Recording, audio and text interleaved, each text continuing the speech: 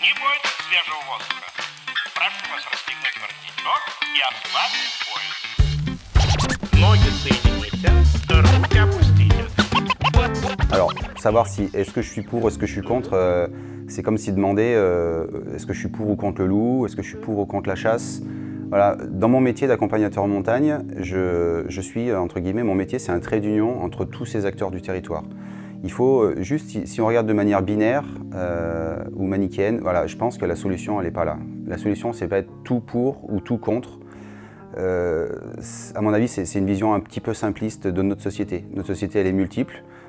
Chaque être est singulier et donc du coup je pense que la pluralité c'est là où elle est intéressante. Pour ou contre la pratique de sport mécanique? Contre.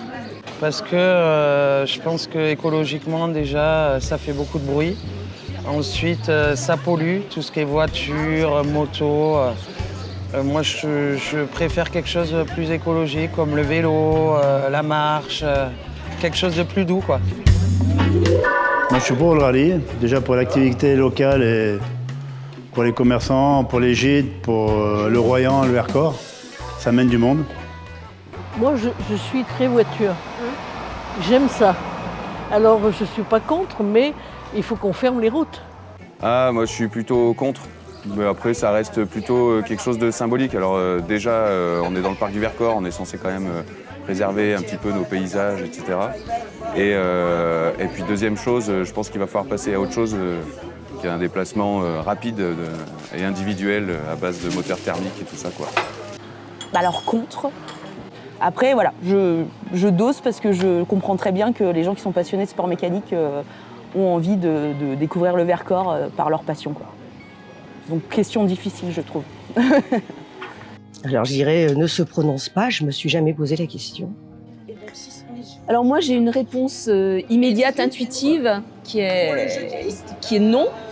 Après je pense que ça nécessite d'entendre les différentes parties de toute façon. Voilà, c'est plus complexe que ça ne le paraît. Votre avis sur la pratique des loisirs motorisés en Royan-Vercors dans le parc naturel régional du Vercors? Alors, vaste question. Je pratique une activité motorisée. Dans le loisir, il y a cette notion de divertissement qui n'est pas du tout à associer à l'aviation légère.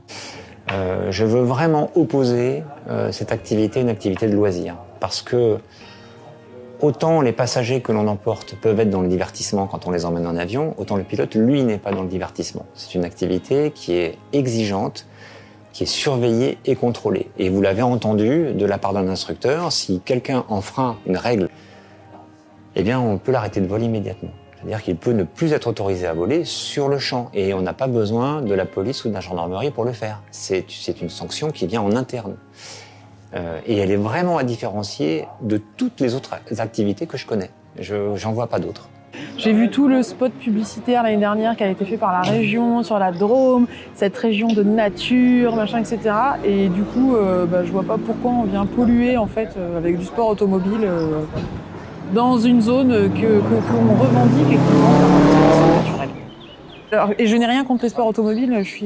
Mon père était pilote de dragster, hein, donc voilà.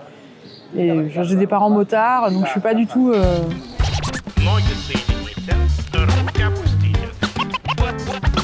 Ноги соедините, руки опустите.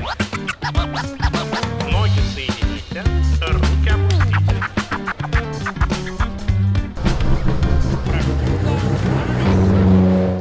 Je suis pas non plus pro-rallye, mais par contre, lorsqu'on est venu me voir pour proposer cet événement, la première chose, j'ai dit écoute, je te dis pas non, je te dis pas oui, je vais en discuter déjà avec mon conseil municipal.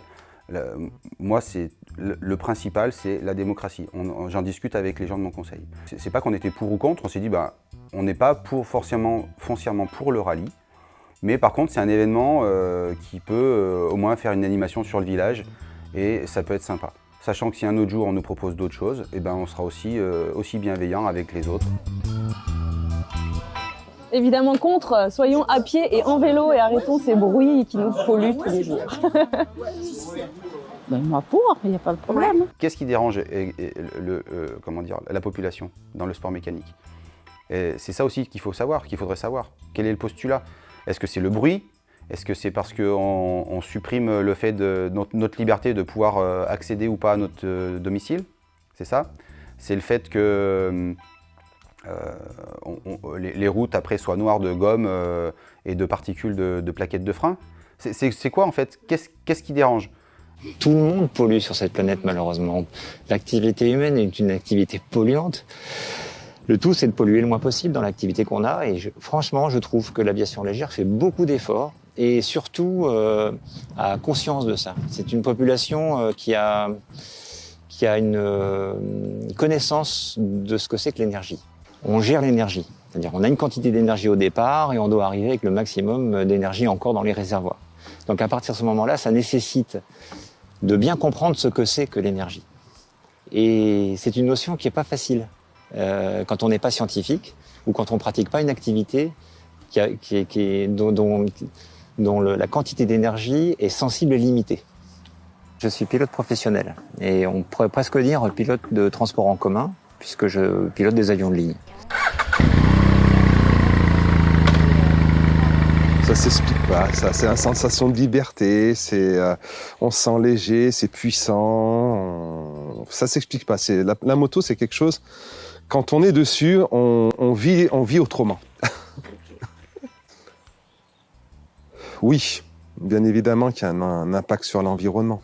Aujourd'hui, l'Association des motards de France essaye de combattre, c'est exactement tout ce qui est résonance sonore, qui est déplacée, on le voit bien dans le Vercors, aujourd'hui, les contrôles qui sont mis en place. Alors, il y a des nuisances, il y a de la pollution, voilà, c'est vrai que... Alors, quand je conduis, j'y pense pas. Pour venir de Challes-les-Eaux à Saint-Jean-en-Royans, il faut à peu près 35 minutes de vol, 40 minutes de vol en ligne droite. Il me faut un quart d'heure de moteur et le reste sans moteur pour venir jusqu'ici. Et je pense honnêtement que je dépense pas plus de 3 litres pour venir de Challes-les-Eaux à ici. Et on peut mettre une voiture en concurrence, on est très loin du compte. On consomme beaucoup plus en voiture qu'en avion avec ce type d'avion. On est passionné, on est tombé dedans petit, puis on y est resté, quoi, et puis on y restera jusqu'au bout. Ça, c'est la faute de mon père, qui m'emmenait voir les Grands Prix de Formule 1, les Grands Prix moto. Et ensuite, la mécanique m'a passionné, tout ce qui est compétitif. En tout cas, avec les chronos et les rallyes. Moi-même, je fais du rallye, je suis copilote aussi, donc voilà, c'est une passion. Quand j'étais tout jeune, j'habitais dans l'Ardèche et j'ai le Monte-Carlo qui passait devant chez moi. Alors, est-ce que c'est ça qui m'a motivé ou quand j'étais tout petit, j'ai vu ces voitures là. Et depuis, j'ai toujours voulu, je voulais être mécano, carrossier et faire des courses. Donc, j'ai réalisé mon rêve, quoi. Oui, il y a une détresse climatique, mais il ne faut pas non plus oublier la détresse sociale. On sort de 2 ans où les gens, c'est très compliqué. Comment dire? Il faut faire la part des choses. Les gens, ils ont besoin de se voir. Ils ont besoin d'échanger. Ils ont besoin de changer les idées parce que la société actuellement est très anxiogène. Et à la fois anxiogène et surtout, les gens sont de plus en plus agressifs entre eux. On ne peut plus faire quoi que ce soit. De toute façon, on est dans la démesure. Est-ce que ça fait du bruit? En fait, oui et non. On va dire aujourd'hui, un drone fait du bruit, par exemple. Il fait bien plus de bruit qu'un avion, parce que le drone vole à proximité et on l'entend beaucoup plus. Les voitures qui passent sur la route ici font plus de bruit que nos avions. Je veux dire que, en fait, les avions d'aéroclub ici sont modernisés. Et on a changé les hélices et les moteurs et les pots d'échappement. On peut dire que les avions du club ici sont silencieux. Dans le Vercors, on a des zones, donc par exemple la réserve naturelle qui se trouve dans les montagnes, où on ne peut pas survoler à moins d'une certaine altitude. Donc ici, la réserve, c'est 1000 pieds, donc ça fait 300 mètres, vaguement 333 mètres si on veut être précis, où on ne peut pas passer en dessous, en fait, justement pour les restrictions sonores. Comme tout motard, un motard aime bien que sa moto fasse un peu du bruit, ce qui a toujours été dans l'histoire de la moto, de ne pas avoir quelque chose de silencieux. Après, il faut rester cohérent, il faut respecter l'environnement, il faut respecter les zones urbaines où ça circule.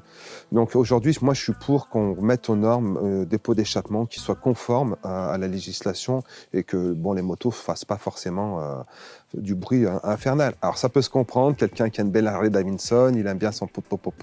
Bon, s'il ne le fait plus, aujourd'hui il sera obligé de passer par ces nouvelles normes pour que sa moto respecte les normes européennes au niveau des nuisances sonores.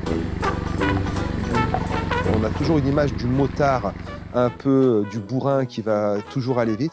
Mais il y a beaucoup de gens qui prennent du plaisir, qui se baladent et qui utilisent une moto convenablement comme certains vont utiliser leur véhicule, quoi.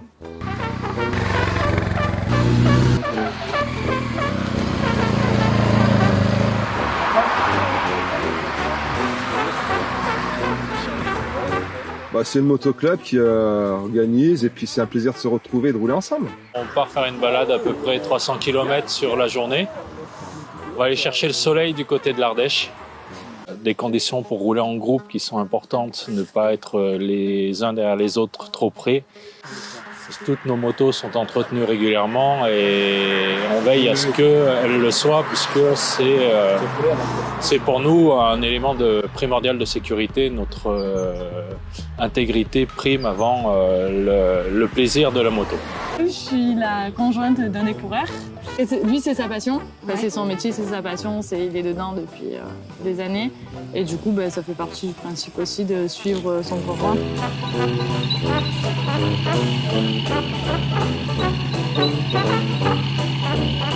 Une alternative au sport mécanique, le sport manuel. Faisons marcher nos jambes, nos membres. On en a besoin, la nature en a besoin. Et nous, physiquement, ça nous ferait vachement du bien. Donc oui, il y a une alternative. On a par contre besoin d'aménagement du territoire pour pouvoir se déplacer en vélo. Moi qui me déplace en vélo régulièrement, c'est très compliqué de ne pas se faire renverser par une voiture ou un camion.